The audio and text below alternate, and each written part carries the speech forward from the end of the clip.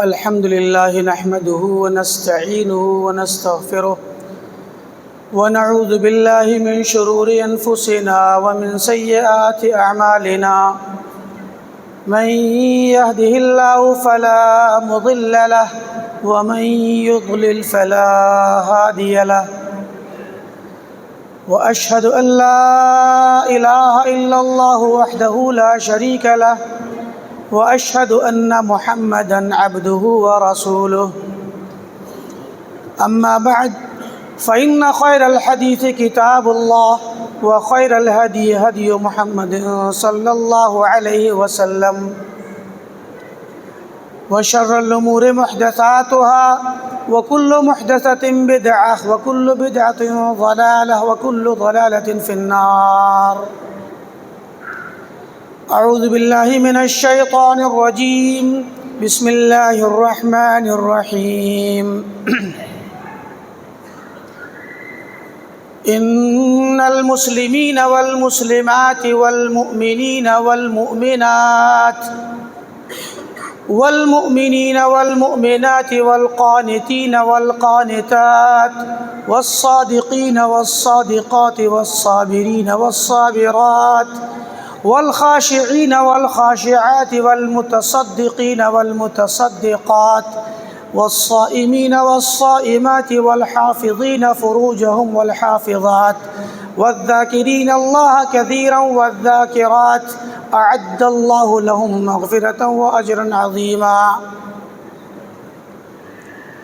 وقال النبي صلى الله عليه وسلم ألا كلكم راع وكلكم مسؤول عن رعيته. محترم حاضرین جمعہ، بزرگان دین، نوجوانان ملت اسلامیہ، علماء کرام، عزیز طلبہ، اسلامی و ملی ماؤں اور بہنوں اور عزیز بچوں، اللہ رب العالمین نے ہمیں اسلام کی دولت اور نعمت سے نوازا ہے. اس کا ہم جتنا شکر ادا کریں کم ہے. اللہ تعالیٰ نے جہاں اس عظیم نعمت سے ہمیں مالا مال کیا ہے، وہیں اس کے تقاضے بھی ہم پر ڈالے ہیں، اور اسلام نے ہمیں ذمہ داریوں کے احساس کے ساتھ ساتھ سماج اور معاشرے کے اندر عدل اور انصاف قائم کرنے کی تلقین کی ہے. میں نے جو آیت کریمہ آپ حضرات کے سامنے پڑھی، سورہ احزاب کی بڑی پیاری آیت ہے یہ، اور بڑا پیارا اسلوب ہے کہ آپ دیکھیں اللہ رب العالمین نے یہاں اہل ایمان کی کچھ خصوصیات کا ذکر کیا ہے، مگر ان خصوصیات کو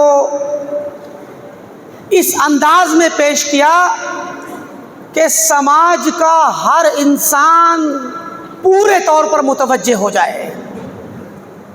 چنانچہ فرمایا ان المسلمین، کہ بے شک مسلمان، وہ لوگ جو اسلام لائے، وہ لوگ جنہوں نے اپنے آپ کو اللہ کے حوالے کیا، اللہ کے دین کو قبول کیا، اپنا سر اس کے سامنے جھکا دیا، اس کے احکامات کو قبول کر لیا، وہ مسلم ہیں. لیکن یہ صیغہ، یہ لفظ مردوں کے لیے استعمال ہوتا ہے. ہم اسے عربی زبان میں جمع مذکر سالم کہتے ہیں، کہ مذکر یعنی میسکولین جینڈر جسے کہا جاتا ہے، مذکر جو مردوں کے لیے ہے، مردوں پر دلالت کرنے والا صیغہ ہے. اللہ نے فرمایا ان المسلمین، بے شک مسلمان، مسلم لوگ، والمسلمات، ساتھ میں مسلمات کا ذکر کیا کہ مسلم خواتین، مسلمان عورتیں، اور اسلام کی اس خوبی اور اس صفت کے ساتھ، حالانکہ مسلمین کے لفظ میں اور عمومی خطاب میں سماج کا ہر انسان، ہر مسلمان، چاہے وہ مرد ہو یا عورت، بچہ ہو یا بوڑھا، جوان ہو، کوئی بھی ہو، سب داخل ہیں اپنے اپنے دائرے کے اعتبار سے. لیکن یہاں خصوصی ذکر آیا کہ بے شک مسلمان مرد اور مسلم خواتین. پھر فرمایا والمؤمنین والمؤمنات، اور ایمان والے مرد، ایمان والے حضرات، ایمان والے لوگ جن میں مرد ہیں اور والمؤمنات اور ایمان والی خواتین. یہ ایک سیاق آ رہا ہے کہ اسلام والے مرد، اسلام والی خواتین، ایمان والے مرد، ایمان والی خواتین. اور اس کے بعد والقانتین والقانتات. قنوت کہتے ہیں اللہ کی اطاعت کو، اللہ کی عبادت کو، اللہ کے لیے جھک جانا، عبادت کرنا، قیام اللیل کرنا، اس کا ذکر کرنا، اس کی عبادت میں مشغول رہنا، خصوصاً رات کی عبادت. اور ہمہ وقت اللہ تعالیٰ سے بندے کا ایمان، بندے کا جذبہ اور اس کے احساسات اللہ سے جڑے ہوں، اس کی زبان پر اللہ کا ذکر ہو، تو یہ قنوت ہے. اس میں اطاعت پائی جاتی ہے، اللہ کے لیے اذعان ہے. اور خصوصی طور پر اس میں رات میں عبادت کرنا، تہجد ادا کرنا، رات میں قرآن پڑھنا، لمبے سجدے کرنا، یہ قنوت ہے، اللہ کی طرف رجوع ہے، اللہ کی اطاعت ہے. تو ایسی اطاعتیں کرنے والے مرد اور ایسی عبادت اور قنوت کرنے والی خواتین. اس کے بعد فرمایا والصادقین والصادقات. سچ بولنے والے مرد، سچائی پر قائم و دائم رہنے والے مرد اور سچائی پر چلنے والی خواتین. والصابرین والصابرات. اور اللہ کی اطاعت پر صبر کرنے والے، اللہ کی تقدیر پر صبر کرنے والے، اللہ کی محرمات سے بچ کر کے صبر کی زندگی گزارنے والے لوگ، اور اس طرح کے صبر کرنے والی خواتین. صبر کا معنی 3 طرح سے ہوتا ہے. اگر ان تمام الفاظ کی شرح کی جائے تو اچھا خاصا وقت لگے گا، لیکن صبر کی خصوصی توجہ، آپ اس پر توجہ دیں کہ صبر کا معنی 3 طرح سے ہوتا ہے. ایک تو یہ کہ انسان مصیبت پر صبر کرے اور اللہ کی تقدیر پر صبر کرے، یہ بھی صبر ہے. ایک صبر ہے اللہ کی اطاعت پر ڈٹے رہنا، اللہ کی اطاعت پر جمے رہنا، عبادت پر جمے رہنا، دین پر جمے رہنا، اسلام پر قائم رہنا، یہ بھی صبر ہے. اور ایک صبر ہے اللہ تعالیٰ کی محرمات سے، خواہشات نفس سے، حرام کیے ہوئے گناہوں سے بچنا اور اپنے آپ کو روک کے رکھنا، جو کہ صبر کا لغوی معنی روکنا ہوتا ہے. تو یہ صفتیں جن مردوں میں ہیں وہ مرد، اور جن خواتین میں ہیں وہ خواتین. اور صابرین کے بعد فرمایا والخاشعین والخاشعات، کہ وہ لوگ جو خشوع کے ساتھ اپنی عبادتیں انجام دیتے ہیں. وہ مرد حضرات جن کی عبادتوں میں خشوع ہے، خضوع ہے، قلب حاضر ہے، اور اللہ کے ساتھ تعلق مضبوط ہے، غیر اللہ کی عبادت نہیں، غیر کی طرف توجہ نہیں، بلکہ خالص اللہ کے لیے، اور ایک ایک لمحہ اللہ کے ساتھ گزارنے کا احساس دل کے ساتھ، جسم کے ساتھ، اعضاء و جوارح کے ساتھ، ذہن کے ساتھ، نیت کے ساتھ، اپنے وجود کے ساتھ اللہ تعالیٰ کو جوڑنا، اور دائیں بائیں اور شیطان کے بہکاوے میں یا وسوسوں سے دور رہنا، یہ خشوع ہے، یہ خضوع ہے، یہ اللہ تعالیٰ کے لیے جھکنا ہے. تو وہ مرد حضرات جو خشوع کے ساتھ اللہ کی عبادت کرتے ہیں، ایسے ہی وہ خواتین جو خشوع کے ساتھ اللہ کی عبادت کرتی ہیں، اللہ کا ذکر کرتی ہیں، اللہ کے ساتھ اپنا تعلق وابستہ رکھتی ہیں. اور اس کے بعد فرمایا والمتصدقین والمتصدقات.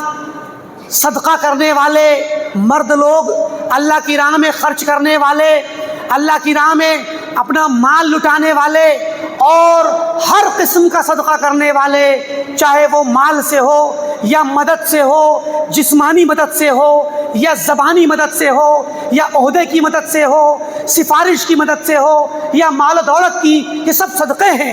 حتیٰ کہ آپ کا مسکرانا، ایک مومن کا کسی مسلمان بھائی کے چہرے کو دیکھ کر ملاقات کے وقت مسکرانا بھی ایک صدقہ ہے. تو صدقہ کرنے والے مرد حضرات اور صدقہ کرنے والی خواتین. پھر فرمایا والصائمین والصائمات. روزے دار مرد اور روزے دار خواتین. روزہ رکھنے والے مرد، صوم رکھنے والے، فرض صوم رکھنے والے، فرض روزے ادا کرنے والے، اور مزید نوافل صوم نفل رکھنے والے مرد حضرات، اور اسی طرح سے خواتین.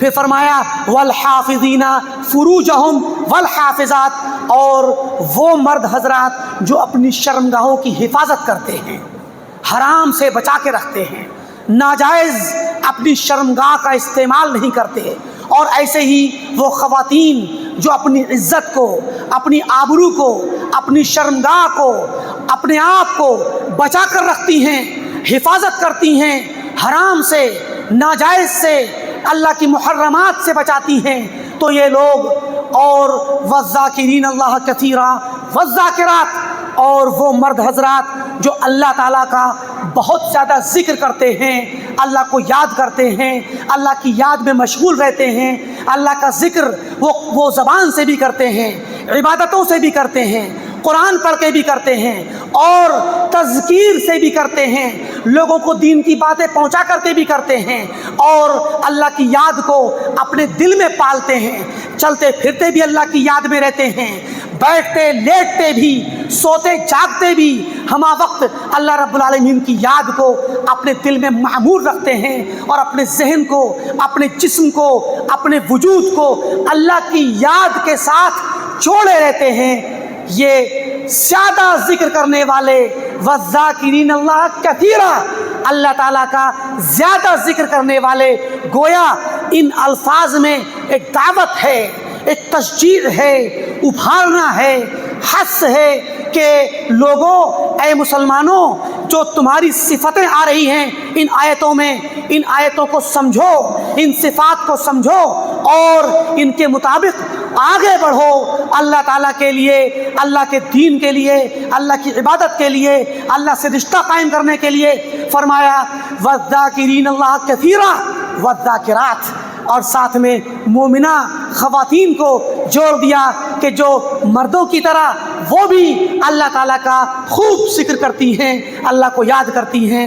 تو اس سے ایک دعوت دی گئی کہ جس طرح مردوں سے مطالبہ ہے کہ وہ بھی اللہ کا ذکر کریں بہت زیادہ، اور مذکورہ عبادات کریں، مذکورہ صفتوں سے، مذکورہ خوبیوں سے متصف ہوں، ویسے ہی خواتین بھی، ان سے بھی مطالبہ ہے کہ وہ بھی برابر کی شریک ہوں۔ تو پھر سب کے لیے کیا فرمایا؟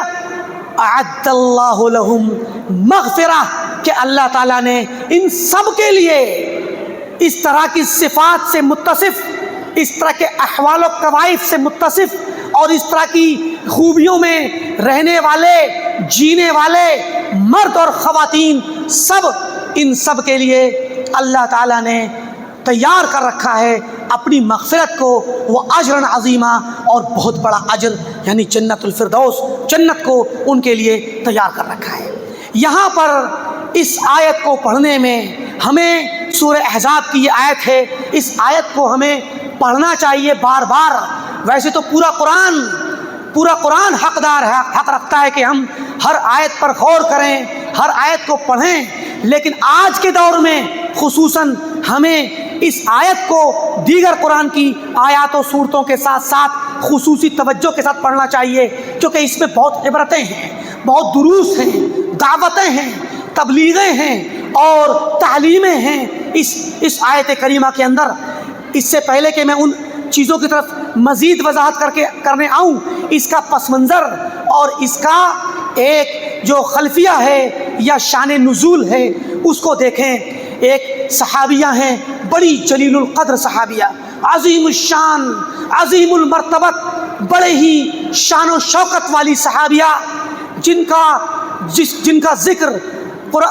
ذکر سیرت کے اندر بڑے کھلے لفظوں میں ملتا ہے۔ اللہ کے نبی صلی اللہ علیہ وسلم کے ساتھ کوئی بھی واقعہ، بڑا واقعہ اللہ کی نبی کی زندگی میں آیا، اس واقعے میں یہ خاتون ضرور ہیں۔ کون ہیں؟ ام عمارہ نصیبہ بنت کعب الخزرجیہ الانصاریہ رضی اللہ تعالی عنہا۔ ام عمارہ ہمارے یہاں ام عمارہ کے نام سے مشہور ہیں، لیکن عمارہ نہیں ہے، زیادہ تر مورخین نے ان کے نام کو ضبط کیا ہے عمارہ، حالانکہ بعض نے عمارہ بھی کہا ہے، لیکن راجح ہے کہ یہ عمارہ ہیں۔ ام عمارہ نصیبہ، بعض نے نصیبہ کہا ہے، لیکن نصیبہ زیادہ مشہور ہے اور زیادہ ارجح ہے۔ تو نصیبہ بنت کعب الانصاریہ، الخزرجیہ، النجاریہ، یہ بڑی ہی عظیم الشان خاتون ہیں، صحابیہ ہیں، جن کے بڑے فضائل ہیں، بڑے مناقب ہیں، بڑے بڑے واقعات ہیں۔ یہ ایک طرف دین اسلام کے لیے بڑی ہی مخلص ہیں، اتنی مخلص ہیں کہ دین اسلام کے لیے اپنی جان کو ہتھیلی پہ رکھ کے گھومتی ہیں، دین اسلام کے لیے، اللہ کے نبی کا دفاع کرنے کے لیے سب سے آگے رہتی ہیں۔ ان کے واقعات کو پڑھیں، یہ واقعات ہمارے لیے ایمان افروز ہیں۔ یہ ام عمارہ دوسری طرف دین کی فقہ اور دین کی سمجھ اور دین کا علم حاصل کرنے کے لیے بے چین رہتی ہیں۔ آپ دیکھیں، ایک مرتبہ آتی ہیں پیارے نبی صلی اللہ علیہ وسلم کے پاس اور کہتی ہیں، یا رسول اللہ، کیا بات ہے، ہم دیکھتے ہیں قرآن کریم کے اندر جو بات بھی ذکر ہوتی ہے، جو بھی حکم آتا ہے، وہ مردوں کے لیے آتا ہے، ہمارے لیے کچھ نہیں آتا، خواتین کے لیے کوئی حکم نہیں آتا، ہم نہیں دیکھتے کہ عورتوں کا ذکر خصوصی آتا ہو۔ کیا مطلب ہوا؟ وہ چاہتی ہیں کہ عورتوں کو حکم ملے، عورتوں کے لیے احکام آئیں، عورتوں کو مردوں کی طرح شریک کیا جائے، عورتوں کا بھی ذکر رب العالمین کرے اور ہمیں بھی ابھارے، ہم بھی دین پر عمل کریں، ہم بھی علم سیکھیں۔ اور اس کے پیچھے ایک اور خلفیہ محسوس ہوتا ہے، اس سوال کے پیچھے ایک پس منظر ہے کہ یہ خاتون ام عمارہ رضی اللہ عنہا قرآن کریم کو بڑی توجہ سے پڑھتی ہے، قرآن کریم کا علم، اس کی تلاوت اور قرآن کی فقہ حاصل کرتی ہیں اور آیتوں سے گزرتی ہیں۔ انہیں احساس ہوتا ہے کہ کہیں پر خصوصی ذکر آ جائے، حالانکہ وہ خود ایک عرب خاتون ہیں اور صاحب لسان ہیں اور عربی زبان کی جانکار ہیں، وہ قرآن کریم کو سمجھتی ہیں، قرآن کے خطاب کو سمجھتی ہیں۔ انہیں معلوم ہے کہ قرآن کے ہر خطاب میں مرد بھی مخاطب ہیں، خواتین بھی مخاطب ہیں، لیکن وہ چاہتی ہیں کہ جو جذبہ ان کے دل میں ہے ایمان کا اور دیگر خواتین میں ہے، وہ چاہتی ہے کہ ہمیں اور اچھا لگے گا جب ہمارے لیے کوئی خصوصی حکم آئے گا، ہمارا ذکر ہوگا، خواتین کا ذکر ہوگا۔ مزید یہ کہ آگے آنے والی خواتین بھی ہمت پائیں گی اور اسلام کا امتیاز اس سے ظاہر ہوگا کہ اسلام نے جہاں مردوں کو مکلف بنایا ہے وہیں عورتوں کو بھی مکلف بنایا ہے، جہاں اسلام نے مردوں کو احکامات دیے ہیں وہیں خواتین کو بھی نہیں بلایا، ان کو ساتھ ساتھ رکھا ہے۔ تو دیکھیے، یہ جب شکایت کرتی ہیں تو اس شکایت کے بعد، ان کے اس سوال کے بعد یہ آیت نازل ہوتی ہے، یہ آیت نازل ہوتی ہے۔ اس آیت کریمہ کے اندر ہر چیز میں مسلمان مردوں کے ساتھ خواتین کو شامل کر دیا گیا۔ تو یہ ایک بہت بڑا امتیاز ہے اسلام کا کہ اسلام خواتین کو برابر کا درجہ دیتا ہے، فرائض میں، ذمہ داریوں میں، عبادات میں۔ یہ اور بات ہے کہ بعض فرائض اور بعض ذمہ داریاں اپنے اپنے درجے کی ہیں، اپنے اپنے دائرے کی ہیں۔ ایسا نہیں کہ ساری ذمہ داریاں مردوں پر بھی وہی، عورتوں پر بھی وہی، بلکہ دونوں کی خلقت اور دونوں کی اپنی جو فطرت ہے، ان کی جو طبیعت ہے، ان کا جو مزاج ہے، ان کو اللہ نے جس مزاج پہ پیدا کیا ہے، ان کے اعتبار سے ان کو ذمہ داریاں دی جاتی ہیں اور ان کے احکامات کا پابند بنایا جاتا ہے۔ میں نے ایک حدیث پڑھی تھی جس میں اللہ کے نبی صلی اللہ علیہ وسلم نے فرمایا، الا کلکم راع وکلکم مسئول عن رعیتہ، کہ تم میں سے ہر شخص ذمہ دار ہے، راعی ہے، چرواہا ہے، اور ہر شخص ذمہ دار ہے اور اس سے سوال ہوگا قیامت کے دن اس کی ذمہ داری کا۔ پھر آپ نے تفصیل سے فرمایا کہ آدمی، مرد، الرجل راع ومسئول عن اہل بیتہ، کہ آدمی راعی ہے، چرواہا ہے، ذمہ دار ہے اپنے گھر والوں کا، اور گھر والوں کے متعلق اس سے سوال ہوگا، بیوی کے متعلق، بچوں کے متعلق جن کی کفالت اس پہ فرض ہے، ان کے متعلق اس سے سوال ہوگا۔ اور ایسے ہی آپ نے فرمایا کہ عورت بھی ذمہ دار ہے، راعیہ ہے، اور مسئولہ ہے، اس سے سوال ہوگا، ذمہ دار ہے، اس سے بھی سوال ہوگا، اس کے شوہر کے گھر کا، اس کے مال کا، اس کی عزت کا، اس کے بچوں کی تربیت کا، اور اس کی اپنی خود کی حفاظت کا، جو اس پر حقوق شوہر کے فرض ہیں وہ ادا کرنا واجب ہے، اس کے گھر کی حفاظت واجب ہے، اور جو بھی فرائض اس کو دیے گئے ہیں۔ یہاں ہمیں آپ تمام مسلمانوں کو اس آیت کو خصوصی طور پر نوجوان لوگ یاد کریں، اس کو محفوظ کر لیں، یاد کر لیں، کیونکہ وقتاً فوقتاً اسلام پر اعتراضات ہوتے ہیں، لوگ بلا وجہ میں مسلمانوں پر اعتراض کرتے ہیں اور کہتے ہیں کہ اسلام نے عورت کو حقوق نہیں دیے، اسلام نے عورت کے حقوق کو دبایا ہے۔ تو پھر ان کو یہ بتانے کے لیے کہ یہ حدیث مرد اور عورت دونوں کو برابر کا ذمہ دار بناتی ہے، یہ آیت کریمہ لوگ دونوں کو فضیلت دیتی ہے، دونوں کو ابھارتی ہے، دونوں سے مطالبہ کرتی ہے۔ میں نے جس صحابیہ کا ذکر کیا ان کا مختصر تعارف کرا دوں۔ یہ صحابیہ ام عمارہ نصیبہ بنت کعب النجاریہ بنو نجار سے تھیں، بنو خزرج سے تھیں، انصاری تھیں۔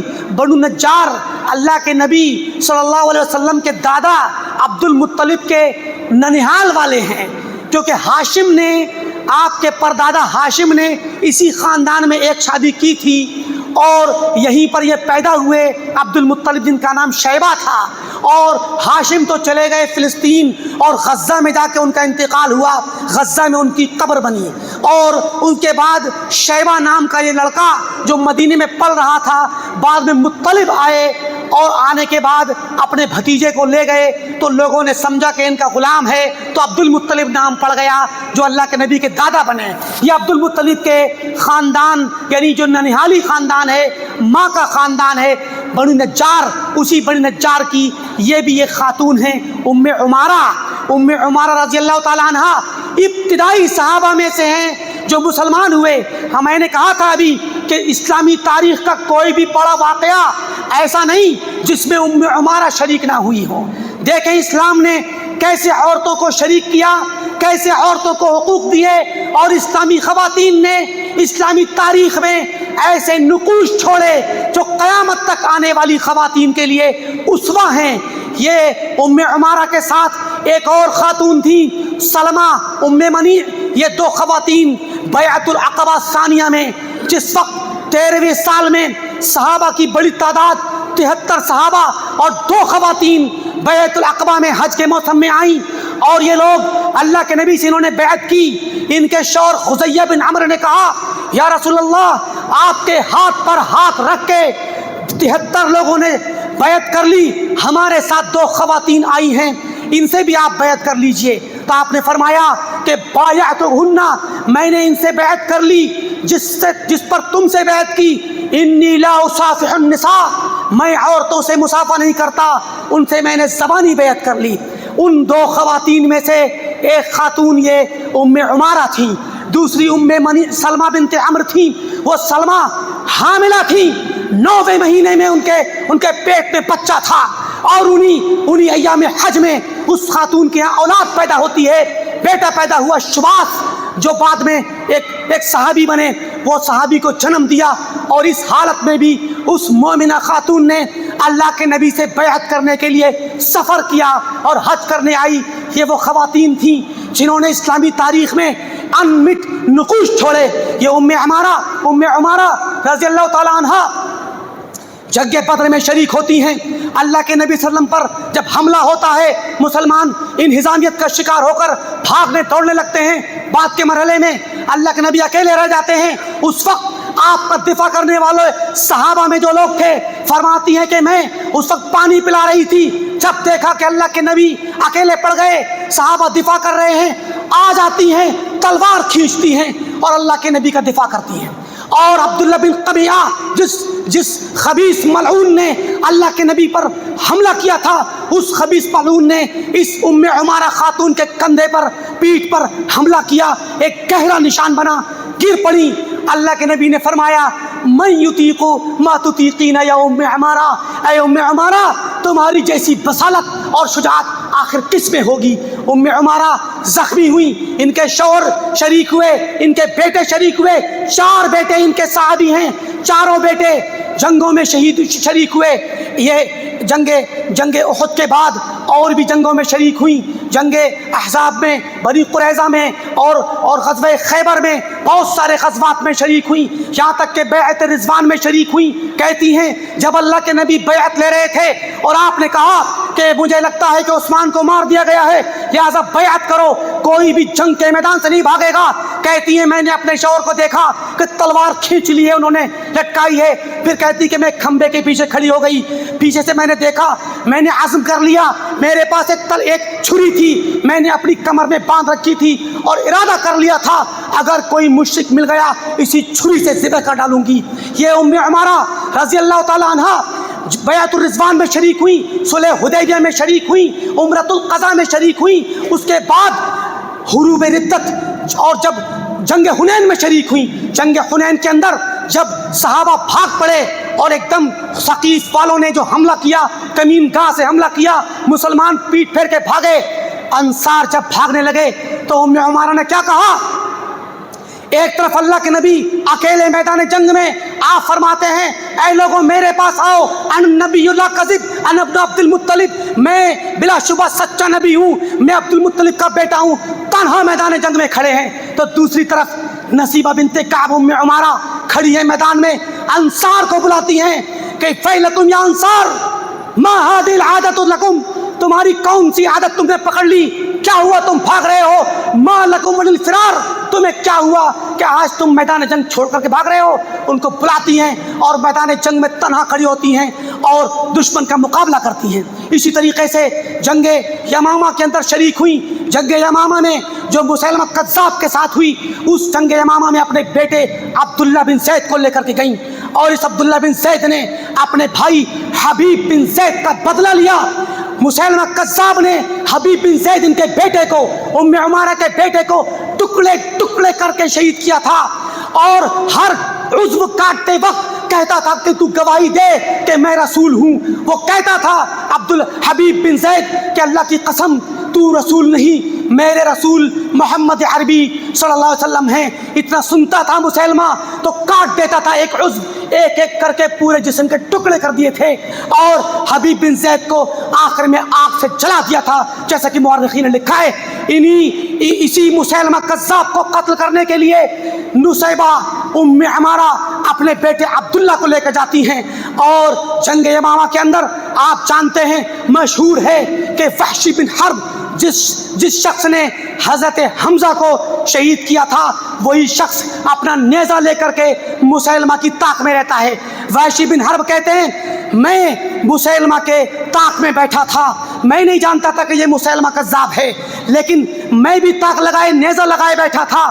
تو دوسری طرف ایک انصاری صحابی تھے، وہ بھی اس کی طاق میں بیٹھے تھے اور وہ تھے عبداللہ بن زید ام عمارہ کے بیٹے. کہتے ہیں میں نے نیزہ مارا، اس کے نیزہ لگا، اتنے میں نیزہ لگتے ہی وہ صحابی پہنچ گئے، انہوں نے اپنی تلوار سے اس کی گردن کاٹ دی.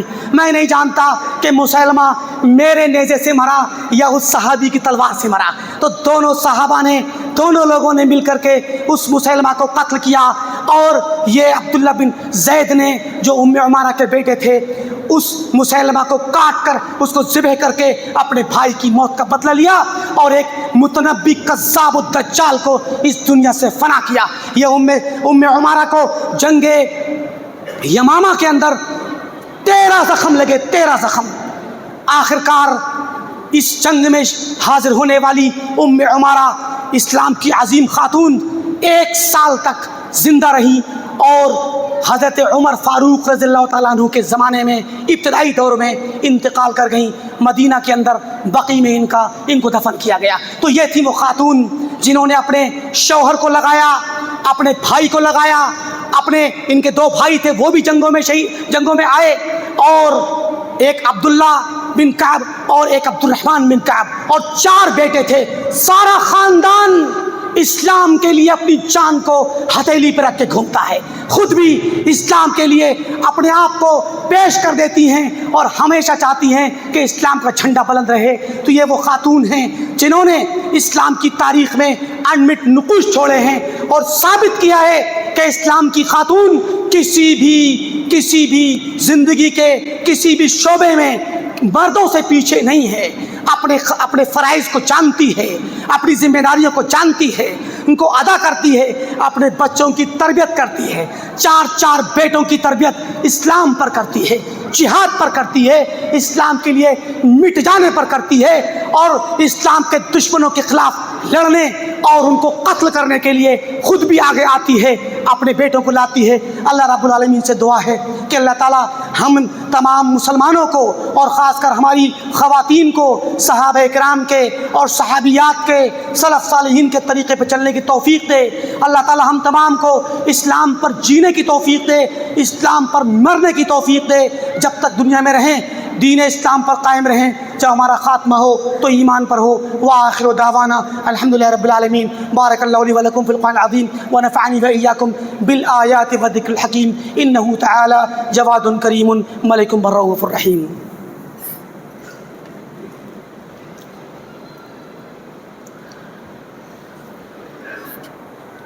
الحمد للہ نحمده ونستعینه ونستغفره ونعوذ باللہ من شرور انفسنا ومن سیئات اعمالنا، من يهده الله فلا مضل له ومن يضلل فلا هادي له، واشهد ان لا اله الا الله وحده لا شريك له، واشهد ان محمدا عبده ورسوله۔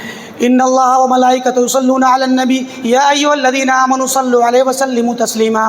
اللہم صل علی محمد وعلی آل محمد کما صلیت علی ابراہیم وعلی آل ابراہیم انک حمید مجید۔ اللہم بارک علی محمد وعلی آل محمد کما بارکت علی ابراہیم وعلی آل ابراہیم انک حمید مجید۔ عباد اللہ رحمکم اللہ، ان اللہ یأمر بالعدل والإحسان وإیتاء ذی القربى وینہی عن الفحشاء والمنکر والبغی یعظکم لعلکم تذکرون۔ اذکروا اللہ یذکرکم وادعوہ یستجب لکم ولذکر اللہ اکبر واللہ یعلم ما تصنعون۔ واقم الصلاۃ۔